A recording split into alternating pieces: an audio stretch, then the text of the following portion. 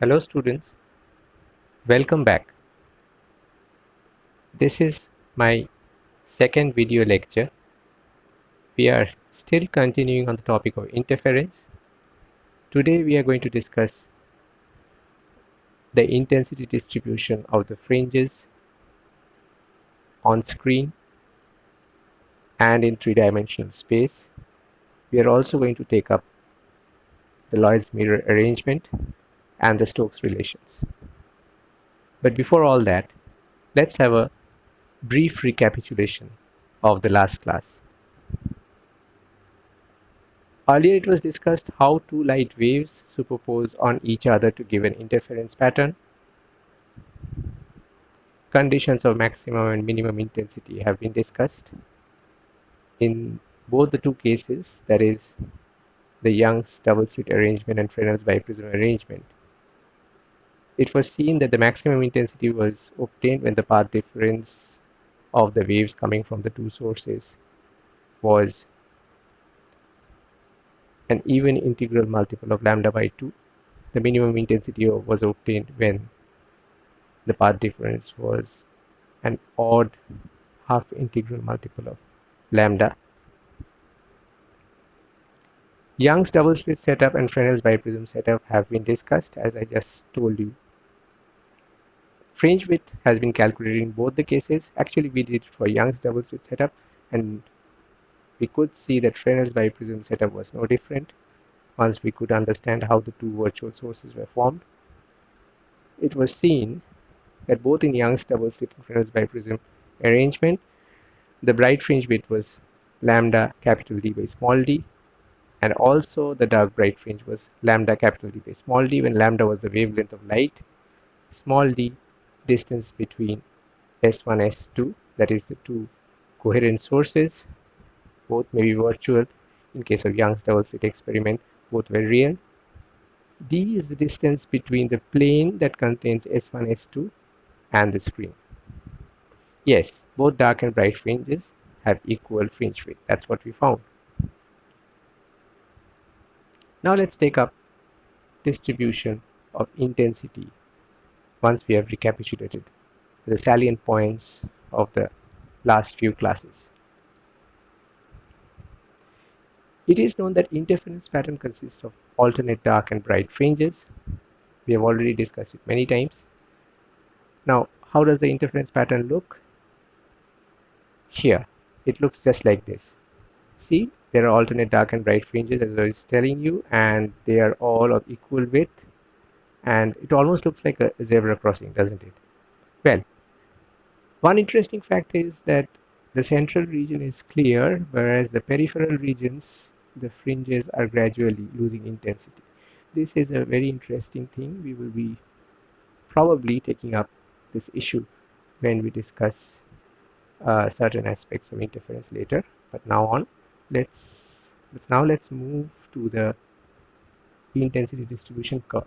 Now this is a curve which is basically the intensity along the ordinate, and the delta is the phase difference corresponding to the path difference. As you see, delta is 2 pi by lambda into x2 minus x1. This is plotted along the abscissa. So we have plotted intensity with phase difference of the two waves. As we have already discussed, that the intensity peaks, that means the bright fringes, occur at values 0, 2 pi, 4 pi, 6 pi, etc. That is an even multiple of pi, whereas the minimum intensity takes place at pi, 3 pi, 5 pi, and the corresponding negative values, that is the odd multiple of pi. Now, interference intensity principle of conservation of energy. Now see, if these two sources S1, S2 were there, and in front of them a screen was placed, there would have been intensity distribution. Say there is no interference, then what will be the intensity distribution? What will be the intensity distribution? It will be simply an illuminated screen, and we will have an intensity distribution. The very fact that this interference pattern is taking place, we are finding certain dark fringes in between bright fringes. Now, this may prompt us to find out whether the principle of conservation of energy is being held here, because earlier it was a uniformly illuminated screen and now there is alternate dark fringes also. Let's check whether principle of conservation of energy holds here or not.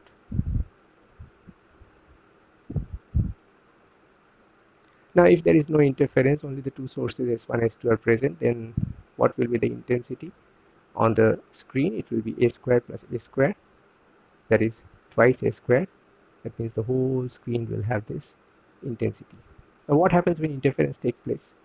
When interference takes place, we will find the average intensity for the value of delta ranging from 0 to 2 pi. Why 0 to 2 pi? Because you see from the graph that beyond 0 to 2 pi, the intensity distribution is just repeating itself. So if we take the average value between 0 to 2 pi, we are done. We have taken the average value for all possible values of delta here. So average intensity is 0 to 2 pi integration I d delta divided by 0 to 2 pi integration d delta. 0 to 2 pi integration d delta is obviously 2 pi, and in place of I we have written a1 square plus a2 square plus 2a1 a2 cos delta. This is the expression for intensity we had derived in your previous discussions. Now integrate a1 square a2 square, you get a1 square delta and put the values. You see that a1 square plus a2 square multiplied by 2 pi is what we get in the numerator, and 2 pi is what we get in the denominator. What happens to the third term? As is evident, it is twice a1 a2 sine delta, and sine delta integrating it, cos delta being integrated from 0 to 2 pi will give you 0, because cos delta will give a sine delta after integration. So finally we have a1 square plus a2 square. This is a case where we had considered that both the slits are of different intensities. Say one is wider, one is thinner. So we had two amplitudes a1, a2, but if they are both the same, the identical, then we will have amplitudes, both amplitudes equal to a, so it will be 2a square. So we see even after interference, the intensity distribution is same. Rather, the average intensity distribution is, average intensity value is same as the intensity value had there been no interference. So principle of conservation of energy holds here.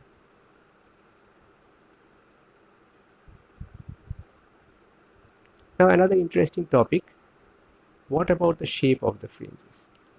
Now we have seen that when the fringes, as has been seen on the screen, they have been called the fringes till now. But if you move the screen forward and backward, that means more towards the slit pattern and away from the slit pattern, if you see the expression for the fringe width, that is lambda capital D by small d, that means we are changing capital D here by moving the screen towards or away from the slit arrangement. There we will see the interference pattern will remain, only it will get wider or thinner. Okay, so what happens to this fringes? What is the actual shape of the fringes in the three-dimensional space? Let's explore that. Two secondary coherent sources S1 and S2 give rise to interference pattern. We have discussed this. On a screen, this interference pattern appears as alternate dark and bright fringes whose width have been calculated. Now the shape of such fringes in space is to be discussed. Let's see. This is our old diagram, only with certain changes. Here the screen is xy. The two slits S1, S2 have a midpoint M. The actual primary source is S. The distance between S1 and S2 is small d. The distance between the screen and the vertical plane through S1, S2 is capital D. Here, unlike the previous case, that means the diagram I had used in the previous lecture, the distance between O and P is given as small y. And here also a gray line is drawn parallel to the XY screen, which is actually, we will see, another possible position of the screen, and the corresponding point to P in XY in this case is P prime. So let's proceed. As we proceed, we'll understand further. So S2P minus S1P is x2 minus x1, and for the moment we will be taking it as delta. Let us construct a coordinate system making M the midpoint between S2P and S1P as the origin. Remember, we are taking M as the origin, unlike the previous case where we had taken O as the origin. I'll come back to this point later. Once again, resultant disturbance at P is given by y is equal to y1 plus y2. Obviously, when y1 is due to S1 and y2 is the disturbance due to S2. Thus, S1 will have coordinates according to this new coordinate system which has an origin M. S1 will have coordinates 0 and d by 2 because its x value will be 0 y because it's on the same plane as M, and its y value will be small d by 2. Likewise, S2 will have coordinates 0 and minus d by 2. Then S1P square is equal to d square plus y minus d by 2 whole square, and S2P square is equal to d square plus y plus d by 2 whole square. I guess you are already finding it a bit confusing because I've changed the notations. Don't get confused. Please stay put. I'll explain.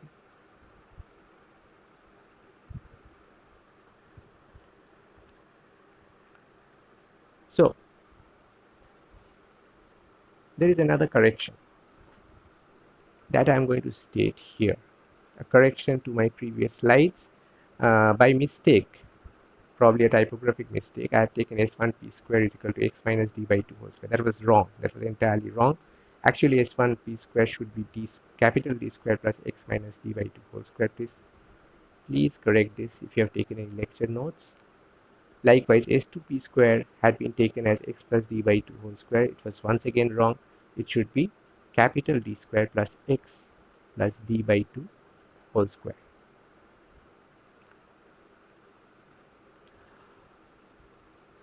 Now, in the new notation, we have replaced x by y. I have already told you that in the previous diagram, if you look at this diagram once again, which is a repetition of the diagram of the previous slide,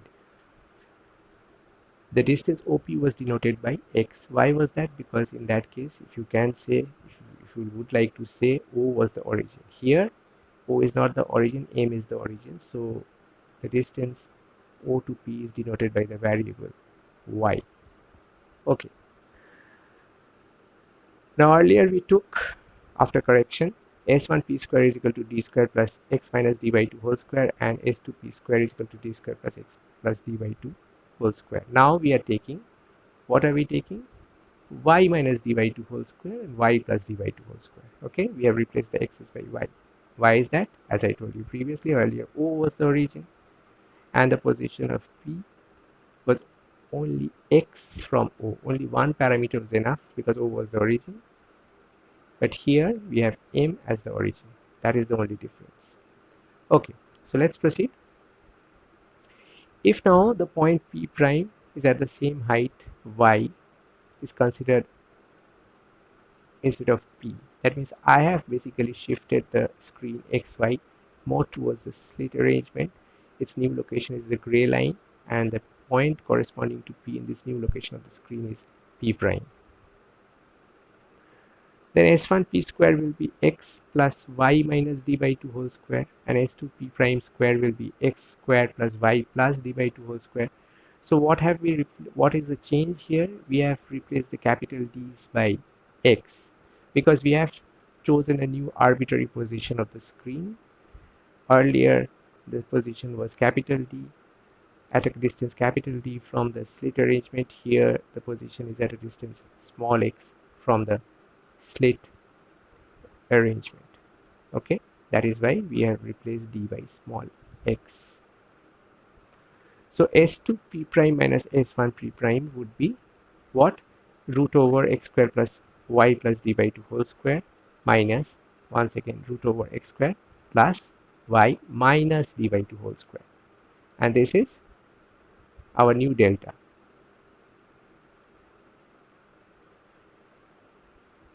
So we start with rearranging it. We change the sides a bit. There is a reason for doing that. and we square both sides. So if we square the left hand side, it looks a bit cumbersome. Don't worry, it's just a plus b whole square formula. It's x squared plus y minus d by 2 whole square plus delta square plus twice ab, that is delta, and x squared plus y minus d by 2 whole square to the power half. And the right hand side, the square root goes away. It becomes x squared plus y plus d by 2 whole square. Now the next step, now we are just seeing in this previous step that,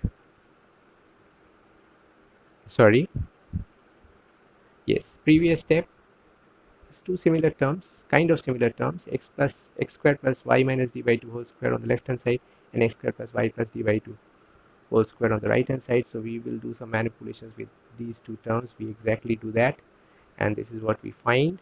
We find that y plus d by 2 whole square minus y minus d by 2 whole square is equal to delta square plus 2 delta x square plus y minus d by 2 whole square to the power half. After bringing the the term on the right to the left and the second and third terms from the left to the right, we have this. So finally we have 2yd minus delta square on the left hand side, and the right hand side, sorry, we had 2yd on the left hand side, and from the right hand side we have brought this delta square. We have now on the right hand side twice delta x square plus y minus d by 2 whole square to the power half. Okay, once again squaring both sides, that's what we have. 4y squared d square minus 4yd delta square plus delta 4. On the right hand side, it's way simpler. This is what we have: 4 delta square x square plus y square minus yd plus d square by 4. Now dividing both sides by delta square minus d square minus delta square, we get this interesting equation: 4y square by delta square minus 4x square by d square minus delta square, and that is equal to 1. This is what we wanted to find out. We have found out. This is an equation of a hyperbola. So we have an equation of a hyperbola. So this is the fringe sections we have. So the section of the fringe is by the plane of the display, that is the plane of your mobile phones or computer in whatever surface you're watching my video lecture. This plane is making a section of the three-dimensional fringes, and those sections, as you see from the lines, they end up from the equation, they are of hyperbolic shape.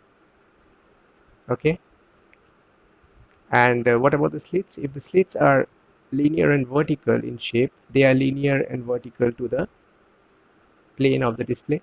Okay, and that's why they appear as dots here. X-axis and y-axis have been shown. And what is the z-axis? Z-axis is something which is perpendicular to this plane of the display. When display plane moves along z-axis, that means as if you're moving your head towards the screen or away from the screen, what happens? The value of z changes. But whatever be the value of the z, the equation remains same. That is 4y square by delta square minus 4x square by d square minus delta square is equal to 1. That is an equation of hyperbola. So in a three-dimensional space, we can conclude that the fringes will be hyperboloid in shape. That is all about the shape of fringes. So I think you have understood. If you have any doubts, please feel free to call me. Yes, now the new topic, Lloyd's mirror arrangement. So we have discussed Young's double slit arrangement. We have discussed Fresnel's biprism arrangement. Now let's see what's Lloyd's mirror arrangement. In case of Young's double slit arrangement, two secondary sources were formed by making two slits on an opaque barrier. Very good. In case of Fresnel's biprism arrangement, refraction through two halves of the biprism gave two virtual sources. Yes, you remember, we had only one source S. The Fresnel's biprism was placed from the top half, and the bottom half, rays from S, underwent refraction, and voila, we had two virtual sources, S1 and S2. And interference could be imagined as superposition of waves from these two virtual sources on the screen. In case of Lloyd's mirror arrangement, only S1 is real. Look at this diagram. This is the Lloyd Mirror arrangement. You see, on the left, we have S1 as the source. Okay, S2 is produced by reflection at Mn. Let me explain. Mn is a mirror. Can you see the diagram clearly? Mn is the mirror, and S1 is a source which is slightly raised from the plane of Mn. Light rays from S1 are reflected by Mn, and they emerge on the screen XY in the region uh, on the screen XY. Yes. Also, rays from S1 are incident on the screen XY. That means the direct rays and the reflected rays superpose in a particular region of the screen XY. That region has been denoted by BC. In this region, interestingly, we can also consider as if light is emerging from a source, a real source S1, and a virtual source caused due to reflection by S1 on Mn, that is S2. Light from these two sources, one real and virtual, and another virtual, are superposing in the region BC. So S2 is produced by reflection at Mn. S2 is produced by reflection at Mn, that is a plane mirror. Now waves from S1 and apparently from the virtual source S2 superpose in the region BC of screen XY. Evidently, here the central or zero order fringe is missing. Why? Because you see, in order to get the central or zero order fringe, the point P, that means the point P now corresponding to the zero order fringe, must be equidistant from the two sources. May they be real, they may be virtual, whatever, it must be equidistant. Here in this region BC, we don't find any point which can be possibly equidistant from S1 and S2. So that's why we say evidently the central or zero order fringe is missing. It can only be seen. How can it be seen? It can only be seen by moving the screen to the position XY and to the position X prime and Y prime. That means you move the screen towards the mirror, touch the mirror at the point N, and then you will be able to see the central fringe. Why? Because N is a point, as you can see from the diagram, N will be a point which is equidistant from S1 and S2. Okay? Actually, along the mirror, there will be all the points will be equidistant from S1 and S2, but you can move the screen only till N when you touch the mirror. Now, the most interesting observation of the interference pattern that was obtained from Lloyd's mirror arrangement was that the central or zero order fringe is dark. Now this is very interesting. Till now we have seen that the central order or the zero order fringe is bright. Why? Because the path difference is zero. So when we know for zero path difference and even integral multiples of lambda by 2, we are getting bright fringes. But here the case is different. Here it's just the opposite. Actually, what is happening, this is an experimental evidence of the fact that the source S2 being produced by reflection from Mn has an added phase of pi, or an added path length of lambda by 2.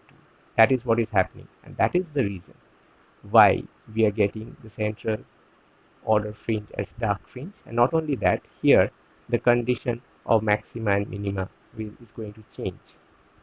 So what is the condition of maximum intensity and minimum intensity? Just the opposite of what we have obtained in case of Young's double slit arrangement and Fresnel's biprism arrangement.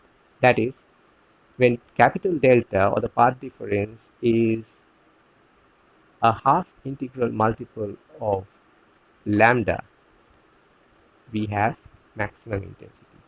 In previous cases, for such condition, we had minimum intensity. Only when the path difference is an even integral multiple of lambda by 2, you will have minimum intensity. So that is the exception of Lloyd's mirror arrangement, always remember. Now, Just accept that there is no such difference between Young's double slit arrangement and fringes biprism arrangement and Lloyd's mirror arrangement. Just the condition of maximum and minimum are different. Otherwise, it's the same construction. You see, same two slits, same interference pattern formed on the screen. Just the condition of maxima and minimum intensity are different in case of Lloyd's mirror. Except this, as I was just telling you, it is similar to Young's or Fresnel's arrangement. So obviously here also the fringe width will be lambda capital D by small d. Okay. Now I have told you this is an experimental evidence of the fact that whenever light rays are reflected by a mirror, the reflected ray has an added phase pi. Now, is it true for all kind of reflections? Actually not. That's what we will explore when we do Stokes relation. So before that, just remember, in this fringe width, in this case of Lloyd's mirror, small d is twice the height of S1 from the plane of the mirror. That is, in the diagram, small d is twice S1 cube. Now let's discuss Stokes relations. Actually, it is only when light is traversing from a rarer to a denser medium,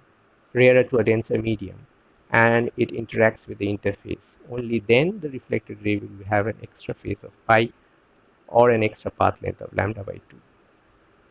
When a light wave is passing from a denser to a rarer medium, the reflected ray won't be having any such. The Stokes relation will explain why. So let's proceed with the Stokes relation. Here, I hope you can see the diagram. It's a little small. Yes.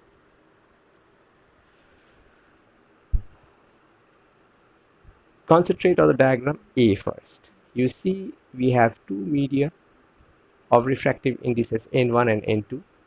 Okay. And a ray is coming from the medium 1 and is incident on the interface. It has an amplitude A. Obviously, when a ray interacts with an interface, it is going to be reflected and transmitted or refracted.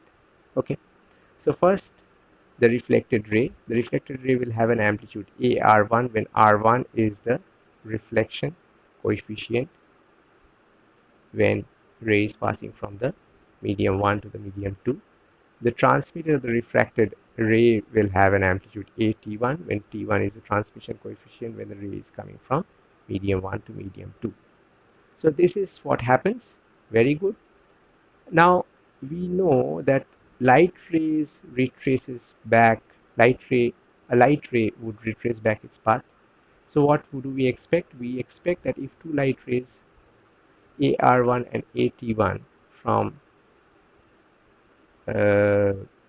respectively medium 1 and medium 2 are incident on the interface between medium 1 and 2, they will combine to give back the incident ray of amplitude A. Now let's come to the diagram B. Let's see, in order that the retraceability of light rays, this principle holds, what do we expect? Now, in that case, AT1 will come, but we know whenever it interacts with the interface between two medium, it will undergo reflection and refraction. So, if AT1 comes from the medium 2 and interacts with the interface, it's going to be reflected, and the reflected ray will have an amplitude AT1 R2, and R2 is the reflection coefficient when ray is traveling from medium 1 to medium 2. Okay. And the rest of it will be refracted to medium 1. It will have an amplitude AT1 T2 when T2 is the transmission coefficient when light ray is traveling from medium 2 to medium 1. Okay, very good. Now what about the ray AR1?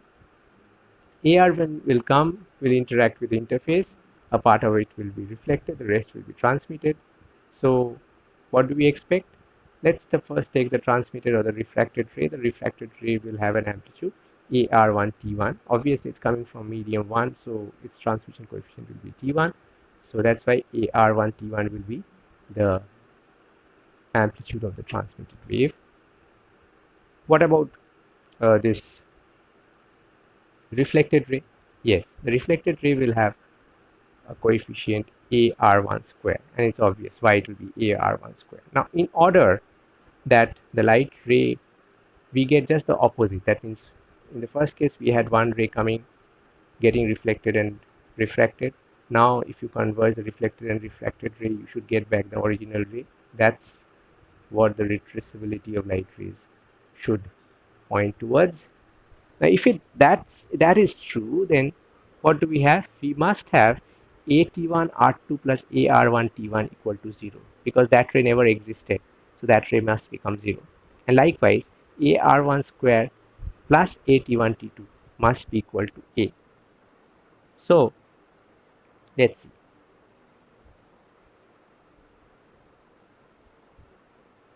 Reflection and transmission coefficients, as I told you, are R1 T1 and amplitude of the reflected and the refracted rays are respectively AR1 and AT1, as I have been telling you. Yes. Now, if AT1 R2 plus AR1 T1, these two add up and give 0, what should we have? We should have the second relation, that is R2 is equal to minus R1. Now, if AR1 square plus AT1 T2, these two add up to give the incident ray, AR1 square plus AT1 T2 must be equal to A. So finally we have the first relation, that is T1 T2 is equal to 1 minus R1 square. We are more keen to understand the second relation, which says R2 is equal to minus R1, or whenever light is being reflected while a ray is traveling from medium 1 to medium 2 rather than medium 2 to medium 1, a negative sign will come. Now, if say the incident ray was coming from a rarer to a denser medium, so the reflected ray, what will happen to the reflected ray? It will become negative. A negative sign will be added. That means that is what is an added phase of pi. Now, if it's the opposite, it will be negative or negative, or so it will become positive. So that is explaining, that is telling us that it is only when light is traveling from a rarer to denser medium, you will have a change of phase of pi. When the light is traveling from a denser to a rarer medium, the reflected ray is not going to have an extra phase of pi. So that is the conclusion from the second relation. It is evident why extra path and phase is added only when light is entering the denser medium. Now this relation, the Stokes relations can also be derived from through a more detailed derivation from the electromagnetic theory.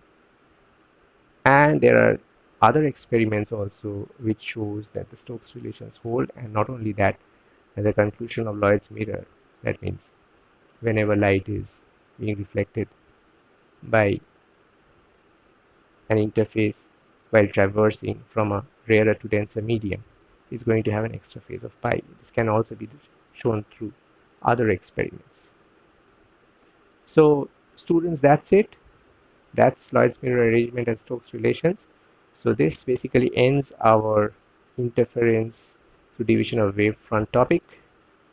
Next time, I'll be discussing with you the phenomena of interference through division of amplitude.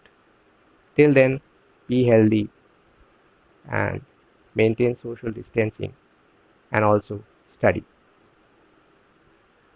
Thank you.